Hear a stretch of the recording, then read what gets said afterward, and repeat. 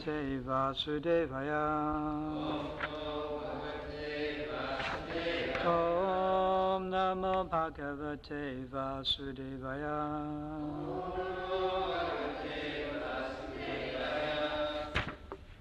So it's Canto 2, Chapter 1, text 34, 35, and 36 has the purport.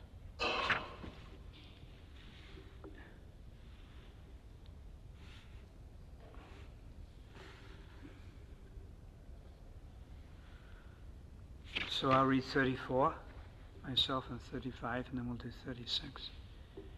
Ishasya Keshan Vido Ambuvan Vasastu Sajam Kuravaya Bhumna Avaktam Aho Hridayam Manasacha Sachandrama Savavikara Kosha.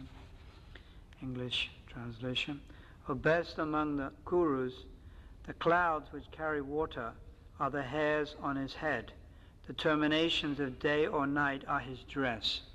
And the supreme cause of material creation is his intelligence.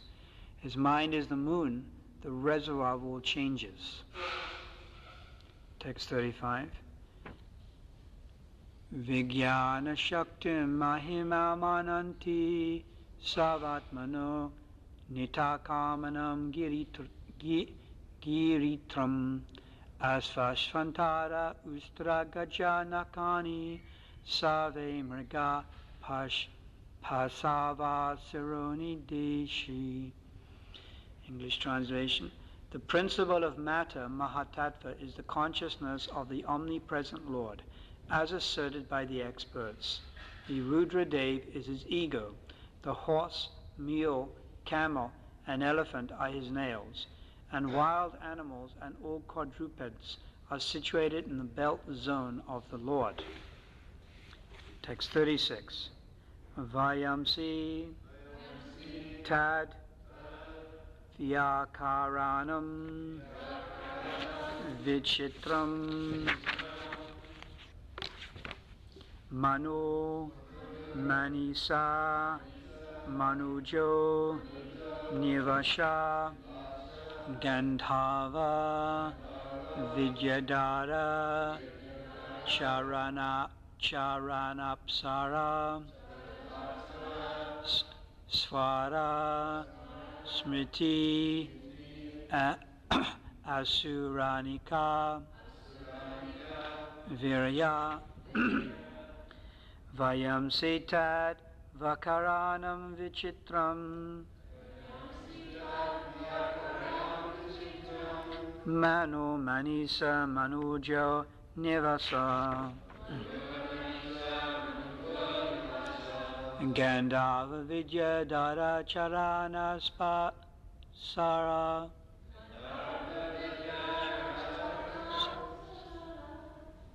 Svashmiti Asuranika Virya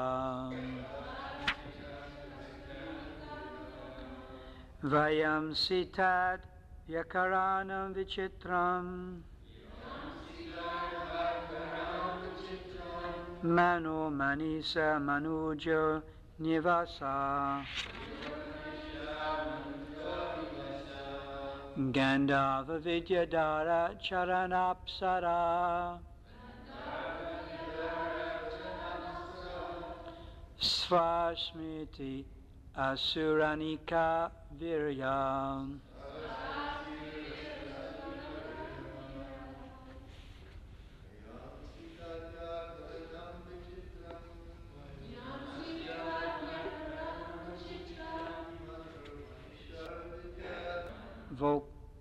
Vocables.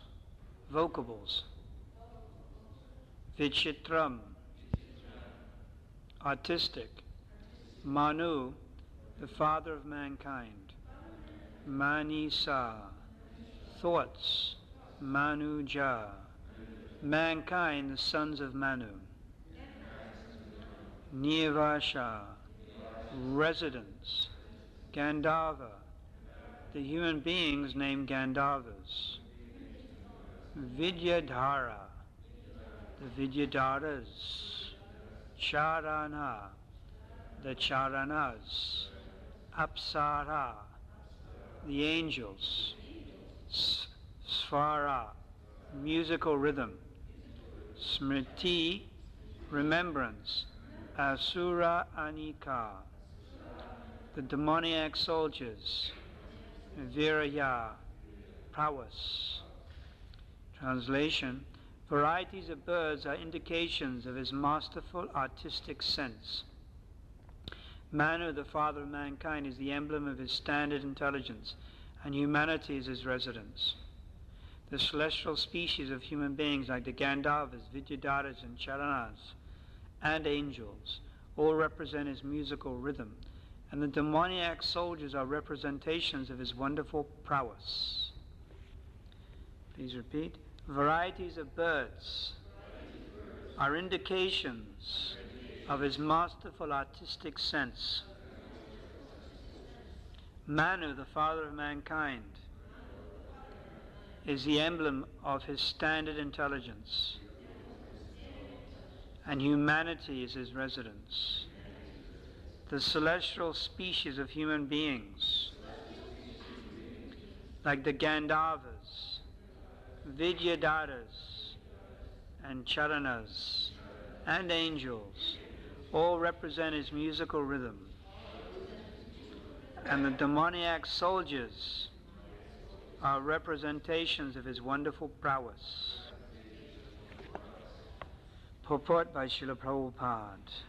The aesthetic sense of the Lord is manifested in the artistic, colorful creation of varieties of birds like the peacock, parrot, and cuckoo. The celestial species of human beings like the Gandharvas, Vidyadharas, can sing wonderfully and can entice even the minds of the heavenly demigods. Their musical rhythm represents the musical sense of the Lord. How, then, can he be impersonal? His musical taste, artistic sense, and standard intelligence, which is never fallible, are different signs of his supreme personality. The Manu Samhita is the standard law book for humanity, and every human being is advised to follow this great book of social knowledge. Human society is a residential quarters for the Lord. This means that the human being is meant for God realization and association with God. This life is a chance for the conditioned soul to regain its eternal God consciousness and thus fulfill the mission of life. Maharaj Prahlad is the right type of representative of the Lord in the family of the Asuras. None of the living beings is away from the Lord's gigantic body. Each and every one has a particular duty in relation to the Supreme Body. Disruption in the matter of discharging the specific duty assigned to each and every living being is the cause of disharmony between one living being and another. Disruption in the matter of discharging the specific duty assigned to each and every living being is a cause of disharmony between one living being and another. But when the relationship is re-established in relation with the Supreme Lord, there is complete unity between all living beings, even up to the limit of the wild animals and human society. Lord Chaitanya Mahaprabhu displayed this living unity in the jungle of Madhya Pradesh, when even the tigers, elephants, and many other ferocious animals perfectly cooperated in glorifying the Supreme Lord.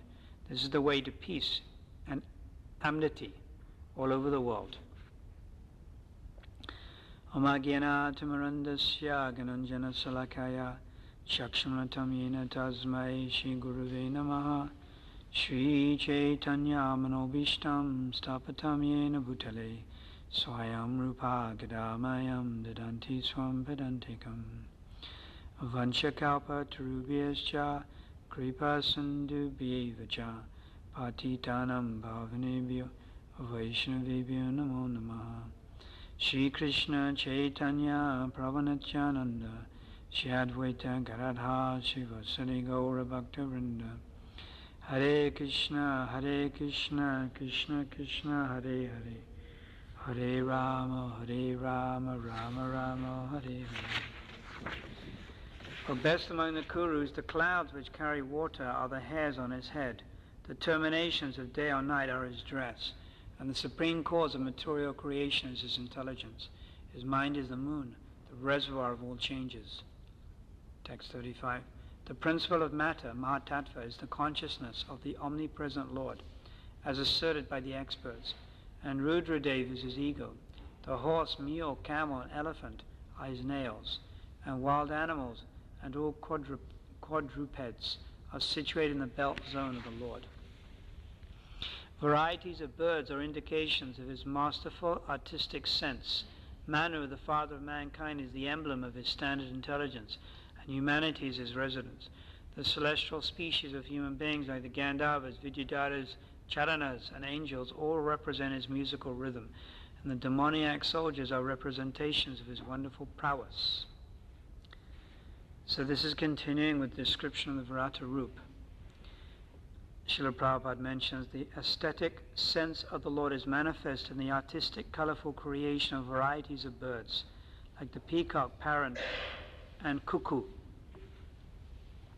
So, looking around us and seeing the material nature, these different combinations and permutations of material energy, this can remind us of the presence of the Supreme Lord. When we say the word nature, it must belong to someone. Everyone has a nature. And the person's natures are manifested. So some person's natures are, people have different types of natures. And this material nature is the nature of the Supreme Person. So parrots, peacocks, and cuckoos, at least here we have peacocks. So in examining them or looking at them, this can remind us of the artistic nature of the Lord. Because peacock is a very artistic creature. So one should ponder and think. It's so artistic, it's graceful. Who created it? Or what is the nature of the person who created it? So by using logic, we should think like that. Of course, when we become more advanced, it's going to be a little different.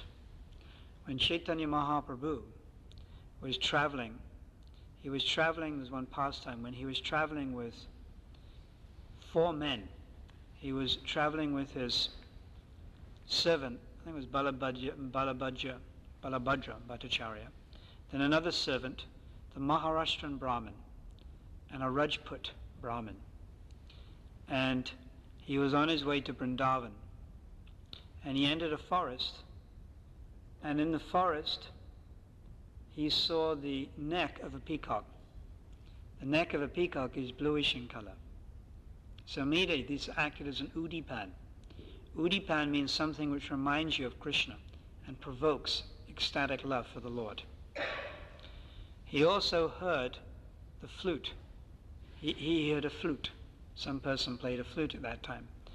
So this acted as udipan. Udipan is actually a vibhav. It means that thing which stimulates love of Krishna. Udipan. Something which reminds us of Krishna. The example given is that the mother may see the shoe of her child, and that's like a reminder. That's an udipan. And immediately the mother starts thinking of the young child, although the young child is not present. So this is called udipan. Like a monsoon cloud is an udipan. It reminds you of the color of Krishna. Of course, it reminds a pure devotee. Now, we can see the monsoon clouds all the time in Detroit, but it doesn't remind us of Krishna. We just think, what a lousy day it is. It's the difference between us and, an advanced devotee. So Lord Chaitanya Mahaprabhu, on hearing the sound of the flute, on seeing the blue neck of the peacock, he became absorbed in ecstatic love, so much so that he became unconscious. So he was lying on the ground unconscious. And at the same time, a group of Mohammedan soldiers, referred to as Pathans, they came riding along on some horses. There were about 10 or 12 of them, Muslim, Mohammedan soldiers. They had spears and weapons. And when they saw these 4 people surrounding this sannyasi who was lying on the ground unconscious, immediately they thought that these 4 people have conspired to poison Lord Chaitanya, this sannyasi. They have poisoned him. They have conspired to poison him and then rob him. And then they thought amongst themselves, therefore we will kill these 4 people. This is in Chaitanya Charitamrita. So they got hold of the 4 devotees, associates of Lord Chaitanya Mahaprabhu. 2 were Bengali, and 2 were from Rajasthan. And they said, we consider you to be rogues. You have poisoned this sannyasi, and we're going to deal with you accordingly. So Prabhupada describes in the purport that the 2 Bengalis started to shake because that was their nature. They weren't so courageous. But the 2 devotees, one from Maharashtra and the Rajasthan Brahmin, they were of a different nature. They were more like Kshatriya. They had like a Kshatriya spirit. So they didn't worry. And they actually challenged. So the one Maharashtra Brahmin, he used logic. He said, no, this is not the case. We have not poisoned this person. They were accused of poisoning him with some type of poison. Datori. Datori is a type of poison. So they said, no, it's not the case. We are his servants. We're traveling through this area of the forest. We're on our way to Vrindavan. And he suffers from epilepsy. And he's just had some fit. But he'll come around in the course of time. If you just wait, he'll regain consciousness and he will substantiate everything we're saying. So the Mohammedans, there were about 10 of them, they were still not convinced. Actually, they just wanted to plunder. And it was an excuse. So they didn't accept that. So then the other Rajasthani, who was even more bold, he stepped forward and said, now you just be careful. That over the hill, I have over 100 Turkish soldiers, and they have cannons, and they're fully armed. And if I just call them, immediately they will come. And they'll deal with all of you. So when he said that, the Muslims backed off. It's like they, that's what sort of, that's the type of way to deal with them, In dealing with people, there's a way that you deal with people. It's the art of, if you like, diplomacy. And Prabhupada describes this, that when there's a difficult situation, I guess you can call it conflict. So the first way you deal is you try to use logic and intelligence to try to win the person over. This is used in diplomacy. First you try to use logic to win the person over. But if that doesn't work, then you flatter the person. You flatter him or her. Words of flattering. Then if you don't get anywhere by doing that, bribery. You try to bribe. Then if you don't get anywhere by that, then you use a stick. The stick. That was a threaten.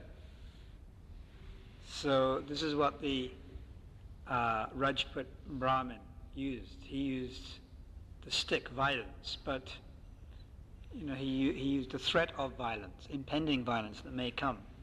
So there's a sequence of events, a sequence of methods of trying to win someone over.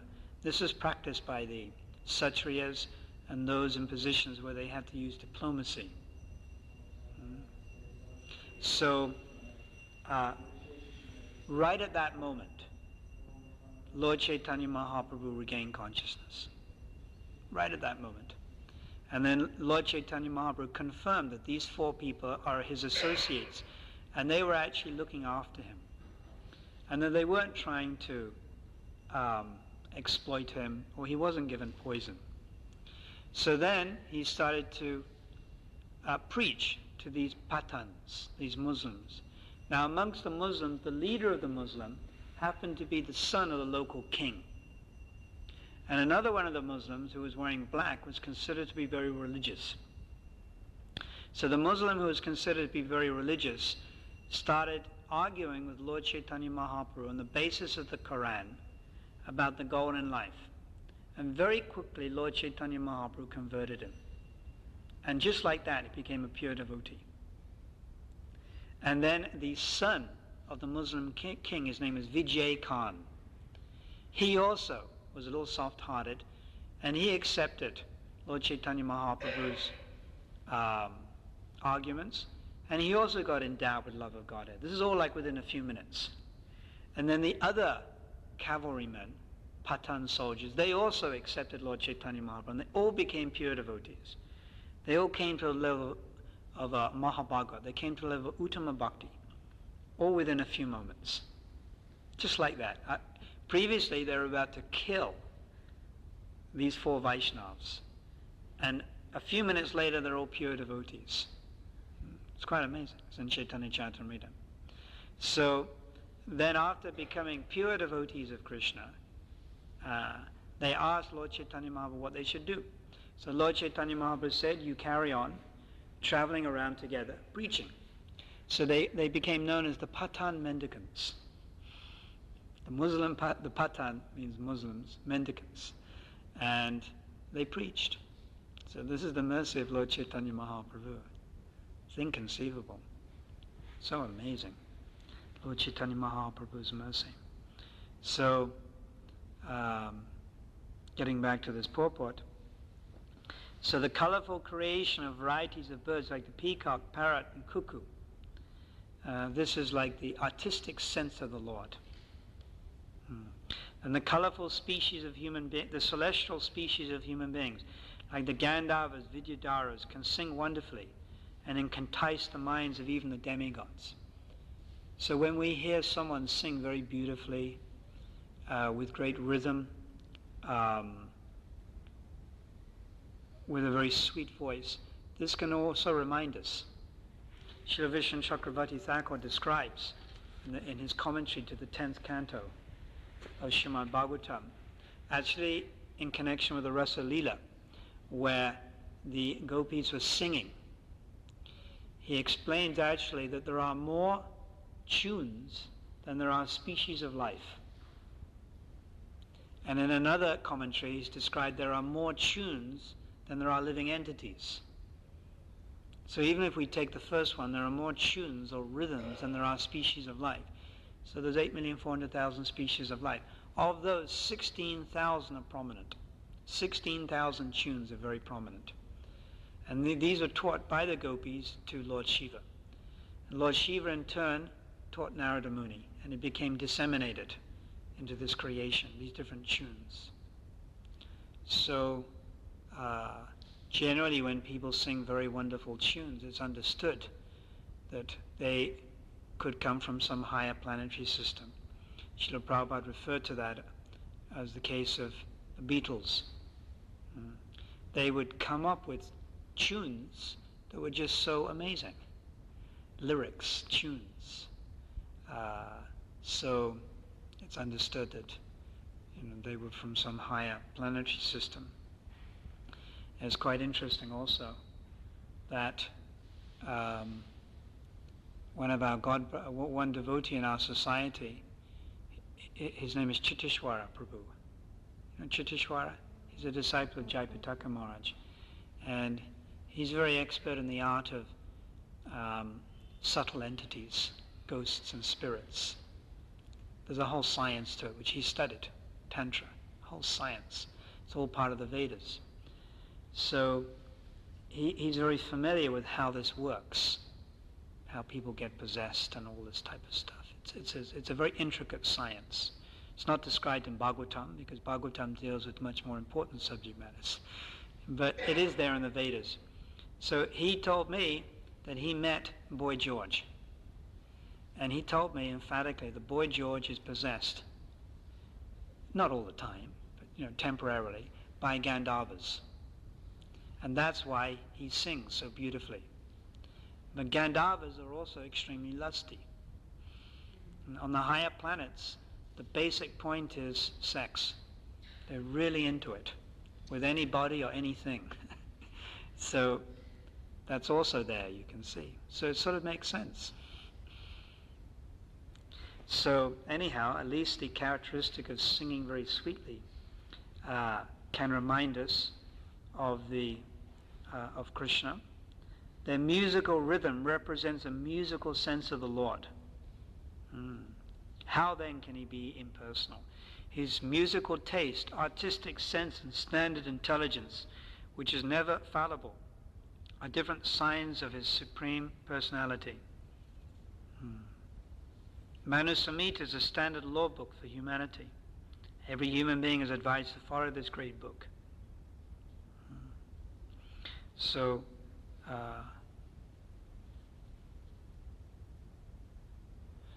Lord Chaitanya Mahaprabhu displayed this living unity. I'll just read this again because it's very interesting.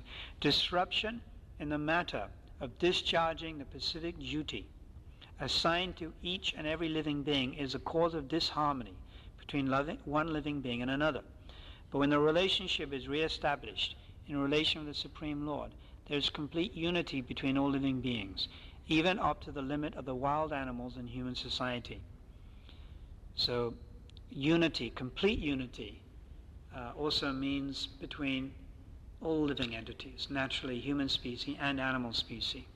Lord Chaitanya Mahaprabhu displayed this living unity in the jungle of Madhya Pradesh, where even the tigers, elephants, and many other ferocious animals perfectly cooperated in glorifying the Supreme Lord. This is the way to peace and amity all over the world. So Lord Chaitanya Mahaprabhu displayed this complete unity when going through Madhya Pradesh in Jharkhand forest. By his potency, the animals also unified together. Animals with Chaitanya Mahaprabhu and animals. The tigers, the deer, and the elephants specifically. At one point, the deers were embracing the tigers and kissing each other on the mouths. It's in Chaitanya Charitamrita. So that's unity. Especially when the deer and the tiger, at least the tiger is the natural enemy of the deer, but now it's kissing. And these animals were chanting Krishna's name. Now this is not imagination. Somehow or other they were invested with the power to utter the holy name of the Lord. I mean, they do have vocal cords. They can make sounds.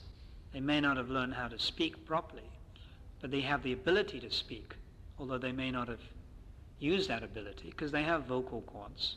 So if they have vocal cords, like a tiger makes sounds, then it can learn how to speak. So by Krishna's potency, it spoke.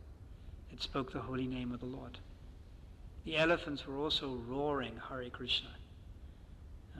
Lord Chaitanya Mahaprabhu, when going through Jharkhand forest, in the morning and evenings he would light a fire, or Balabhadra Bhattacharya, who was his assistant, would light a fire so he could keep warm. These are human-like pastimes. And he would take bath 3 times a day in the different rivers or ponds going through Jharkhand forest.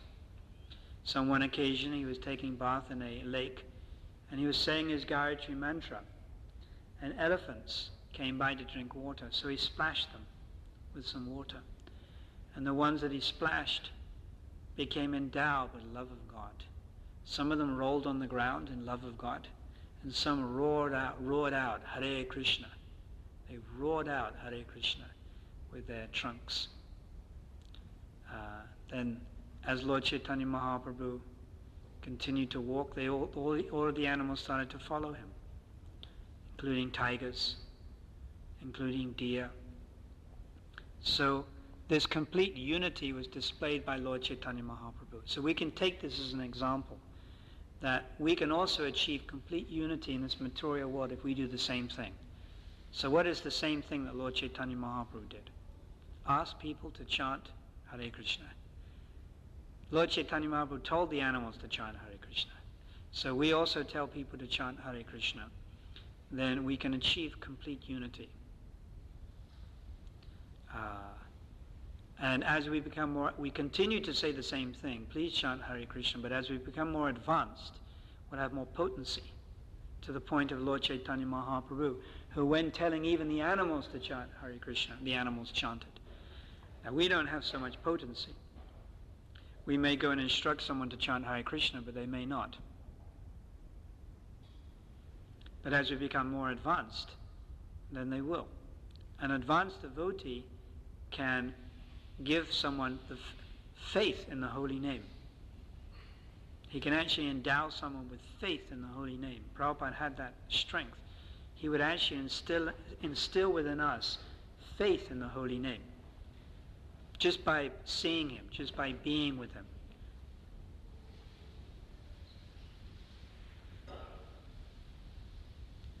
But generally, we're not on that level, so we have to very much preach. You have to chant the holy name because of this reason, because of that reason. But an Uttama Bhagavat, he may also preach, but just by being in his presence, it can increase our faith in the holy name. There was one story. One of our devotees related this story. Next to him was this, it appeared to be a South American lady. It was a South American type of flight. So this lady, she was quite sophisticated lady. He could tell by the way she was dressing, the way she dressed, and her jewelry. And the devotee was sitting next to her. And he was minding his business. He was reading scripture. And he began to notice that she was looking at him. You know, like examining him, weighing him up. And she started to look at his dhoti, and slowly she started to move away in her seat. And she was sort of looking at him with like a type of dissatisfaction, amazement, more than amazement, disdain, disgust. It seemed to the devotee that actually she was looking at him with a type of disgust. So he didn't say anything. And as the flight went on, they hit some turbulence, and it was quite bad turbulence. And the aircraft dropped thousands of meters, thousands of feet, and the plane was going down. And everyone started screaming, you know. And the seat belt lights went on. Everyone had to put on their seat belts really tight. Everyone was frantic because the plane was dropping so much. And this so-called sophisticated lady who seemed very composed and aristocratic, she started screaming. You know, she started screaming, and she was like completely bewildered. So the devotee, he was really controlled. He just got his beats and he started going, Hare Krishna, Krishna Krishna, Hare Hare, Hare Rama, Rama Rama, Hare Hare, really loud. Because he actually thought, you know, the time has come. So he was chanting very loud, and he was chanting. Meanwhile, this lady and everyone else was all flustered and bewildered. And the only person who was like controlled was the devotee, who was coolly chanting very loud Hare Krishna, while everyone else was screaming. So after a while, this lady, she looked at the devotee and said, "What are you doing? What are you doing? You know, we could crash. What are you doing?" He said, "I don't have time to explain. I'm chanting Hare Krishna, Hare Krishna. I don't have any time to explain, but you should also go Hare Krishna, Krishna Krishna, Hare Hare." So he said, "I don't have any time to explain, but just go Hare Krishna." So she also started to go Hare Krishna, Krishna Krishna, Hare Hare. You know, she didn't know what she was doing because he didn't have any time to explain, because any time at all, you know, the plane may crash. So she also started to go Hare Krishna, Krishna, and she got more and more into it. And then the plane sort of, after about 5 or 10 minutes of major turbulence, the plane sort of leveled out and things became more relaxed. And devotees started to chant a little bit more slowly, more quietly. But by then, you know, this lady was hooked. You know, she had a taste. And she started to inquire, "Tell me about the philosophy, I want to know more." So it started off, she was looking at him with disgust, but it ended up, she was also chanting. It's the power of the Lord's holy name. It's very wonderful.